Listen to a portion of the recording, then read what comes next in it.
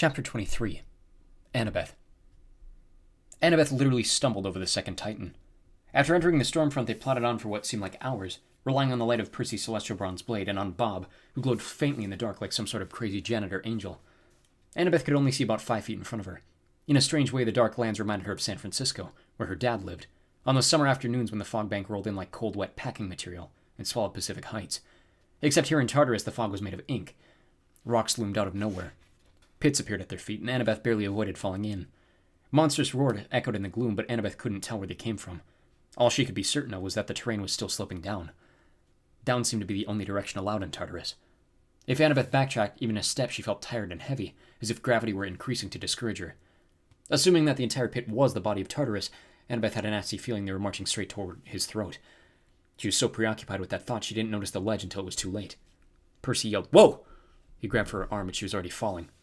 Fortunately, it was only a shallow depression. Most of it was filled with a monster blister. She had a soft landing on a warm, bouncy surface and was feeling lucky until she opened her eyes and found herself staring through a glowing gold membrane at another much larger face. She screamed and flailed, toppling sideways off the mound. Her heart did 100 jumping jacks. Percy helped her to her feet. "You okay?" She didn't trust herself to answer. If she opened her mouth, she might scream again, and that would be undignified. She was a daughter of Athena, not some shrill, girly victim in a horror movie, but gods of Olympus.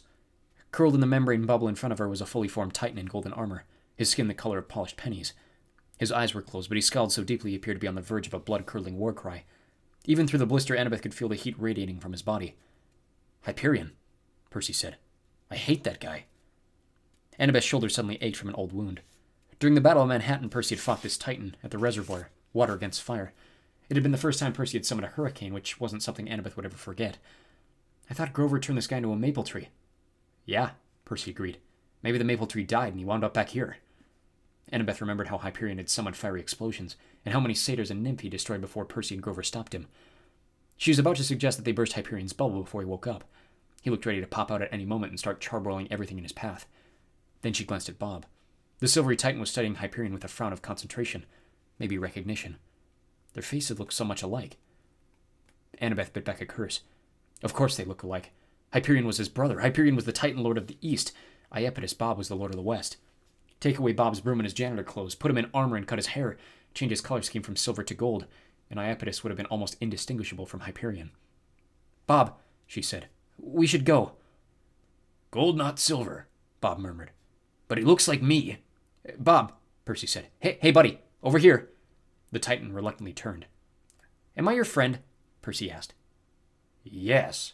Bob sounded dangerously uncertain. "We are friends." "You know that sometimes monsters are good," Percy said, "and some are bad." Bob said.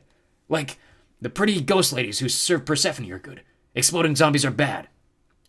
Right," Percy said. "And some mortals are good, and some are bad. Well, the same thing is true for Titans." "Titans?" Bob loomed over them, glowering.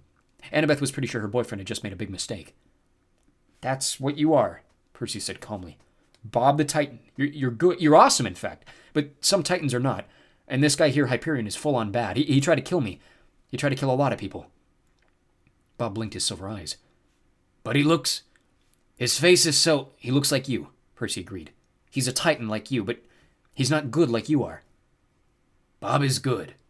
His fingers tightened on his broom handle. "Yes, there's always at least one good one. Monsters, Titans, giants." Percy grimaced.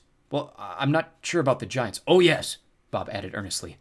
Annabeth sensed they'd already been in this place too long. Their pursuers would be closing in. "We should go," she urged. "What do we do about..." "Bob," Percy said. "It's your call. Hyperion is your kind. We could leave him alone, but if he wakes up..."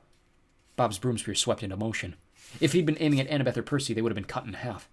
Instead, Bob slashed through the monstrous blister, which burst in a geyser of hot golden mud. Annabeth wiped Titan sludge out of her eyes. Where Hyperion had been, there was nothing but smoke and crater. "Hyperion is a bad Titan," Bob announced, his expression grim. "Now he can't hurt my friends. He'll have to reform somewhere else in Tartarus. Hopefully it will take a long time." The Titan's eyes seemed brighter than usual, as if he were about to cry quicksilver. "Thank you, Bob," Percy said. How was he keeping his cool? The way he talked to Bob left Annabeth awestruck and maybe a little uneasy, too. If Percy had been serious about leaving the choice to Bob, then she didn't like how much he trusted the Titan. If he'd been manipulating Bob into making that choice, well, then Annabeth was stunned that Percy could be so calculating. He met her eyes, but she couldn't read his expression. That bothered her, too. "We better keep going," he said. She and Percy followed Bob, the golden mud flecks from Hyperion's burst bubble glowing on his janitor's uniform.